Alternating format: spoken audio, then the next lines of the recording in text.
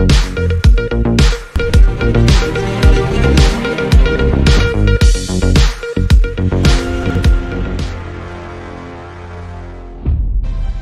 मैं हूं लोकेन्द्र सिंह ठाकुर। आप देख रहे हैं अक्षत न्यूज लाइव। भारतीय कुटुंब व्यवस्था को सुदृढ़ करने में न्यायालय की क्या भूमिका होना चाहिए, इसको लेकर अभिवक्ता परिषद मध्य भारत प्रांत जिला इकाई द्वारा जिला कार्यकर्ता सम्मेलन का आयोजन किया गया। इसमें मुख्य अतिथि के रूप में प्रधान जिला एवं सत्र न्यायाधीश अमिताभ मिश्र, विशिष्ट अतिथि दिनेश प्रसाद मिश्र, जिला न्यायाधीश कुटुंब न्यायालय एवं मुख्य वक्ता दीपेंद्र सिंह कुशवाहा, अतिरिक्त महाअभिवक्ता मध्य प्रदेश उच्च न्यायालय खंडपीठ ग्वालियर। जिला कार्यकर्ता सम्मेलन में सभी न्यायाधीशों ने अभिवक्ताओं से अपील की कि कोई बिखरता हुआ परिवार का अगर आपके पास केस आए तो उसको आप आपसी सामंजस्य से सुलझाने का पहले कोशिश करें, इसके बाद ही उसके प्रकरण को आगे बढ़ाएं, क्योंकि बिखरते हुए परिवार को हम जोड़ सकते हैं तो एक बड़ी उपलब्धि हमारे लिए होगी। वसुधैव कुटुंबकम पूरा श्लोक तो नहीं याद आ रहा है क्योंकि मैं कोई तैयारी करके नहीं आता, लेकिन उसकी लास्ट लाइन ये है, उदार चरिता नाम तो वसुधैव कुटुंबकम। ये हिंदू धर्म ग्रंथ मनो उपनिषद से लिया गया है और मैं इसका जिक्र इसलिए कर रहा हूँ कि किसी ज़माने में इसका एक्चुअल अंग्रेजी अनुवाद हुआ करता था, the world is one family,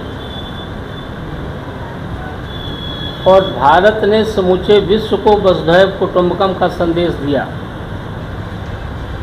वसुधैव कुटुंबकम की अवधारणा के साथ साथ हमारे देश में संयुक्त परिवार प्रणाली, जो कि मुख्य रूप से कुछ विशिष्ट व्यक्तियों की कुछ विशिष्ट आवश्यकताओं की पूर्ति के लिए उभरी थी, धीरे धीरे कमज़ोर होने लगी। मैं इसके विशेष और गहरे कारणों में तो नहीं जाना चाहता, लेकिन जैसे औद्योगिकीकरण है, शहरीकरण है, पाश्चात्य सभ्यता और संस्कृति का विकास है, आधुनिक शिक्षा है, विवाह प्रणाली में परिवर्तन है, और जब लोग गांवों से शहरों में रोजगार के लिए जाते हैं तो शहरों में आवास की समस्या थी। इन सब के कारण सामाजिक जो हमारी जॉइंट फैमिली की अवधारणा थी उसमें धीरे धीरे बिखराव आने लगा। और जब हम संयुक्त परिवार प्रणाली में बिखराव की बात करते हैं तो हमारा मतलब संयुक्त परिवार के खत्म होने से नहीं है, बल्कि संयुक्त परिवार की संख्या में कमी आने से। और जैसे जैसे संयुक्त परिवार की संख्या में कमी आई, देश में पारिवारिक और वैवाहिक विवादों की संख्या में वृद्धि होने लगी।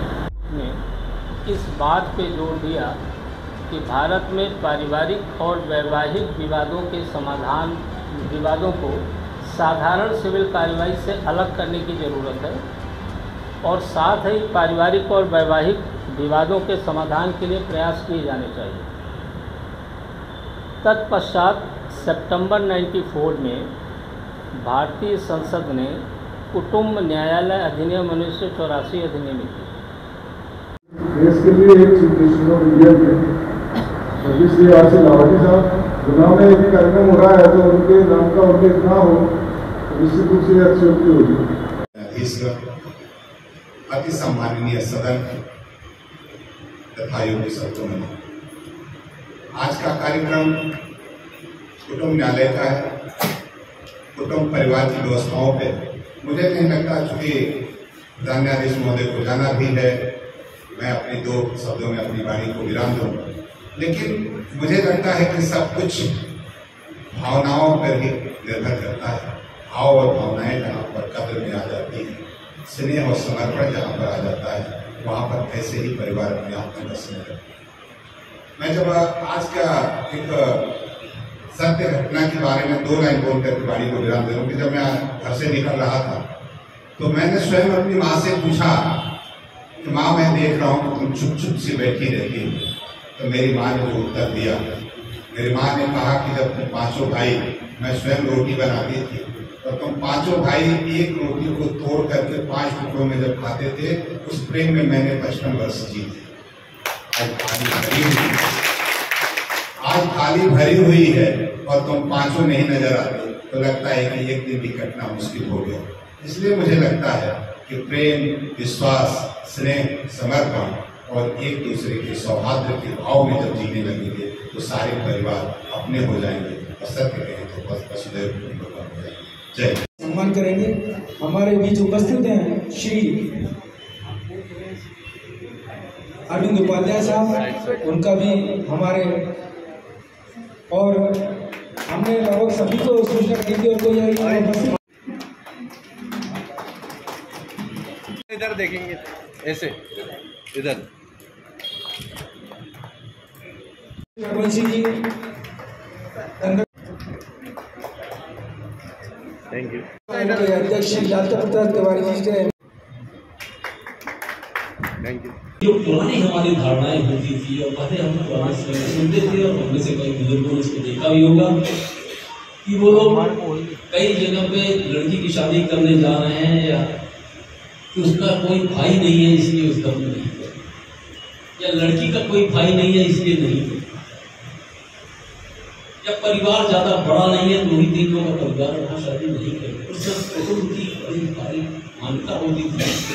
और जब हम चिंतन करते हैं कि अगर कोई परिवार विस्तृत है, बड़ा है और वहाँ एक भी जिम्मेदार हो गया, उस परिवार में कोई बहू दहेज से नहीं बनती। मैं भी एक अपनी और भी धारणा में मानता हूँ कि डॉरी डेथ जो शब्द इस्तेमाल किया गया, डॉरी डेथ वो डॉरी मर्डर नहीं है। डॉरी डेथ इसीलिए है कि अधिकांशतः मामलों में हत्या नहीं होती है बहू की, तो स्वयं विवशता के कारण जल कर गए। और ऐसे समय में, ऐसे परिवार में अगर कोई बड़ा बुजुर्ग है, उसने थोड़ा सा सांत्वना दे दी, एक दिए के समान उसको एक रोशनी मिल गई, तो लड़की कभी भी आत्महत्या करने की कोशिश नहीं होती थी। क्योंकि कारण यह है कि वो घर पर लौट नहीं सकती, आगे भी 2-3 बहनों की शादी होनी है, पिता के ऊपर बोझ बनना नहीं चाहती और ससुराल में एक भी सदस्य उसकी बात सुनते नहीं। हमारे माननीय एडीजी साहब श्री ओपी रवि जी साहब का क्या है?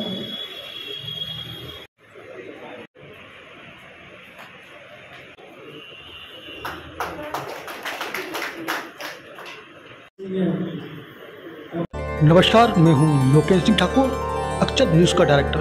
अगर आप धार्मिक कार्य करते हैं, सामाजिक कार्य करते हैं और आप चाहते हैं कि आपका ये कार्य लोगों की नज़रों तक जाए, लोगों तक पहुंचे, तो हम हैं आपके साथ। आप उठाइए अपना मोबाइल नंबर और डायल कीजिए 8109198481। तो कॉल करके हमको बताइए आपके प्रोग्राम के बारे में, हम आपका प्रोग्राम कवरेज करेंगे।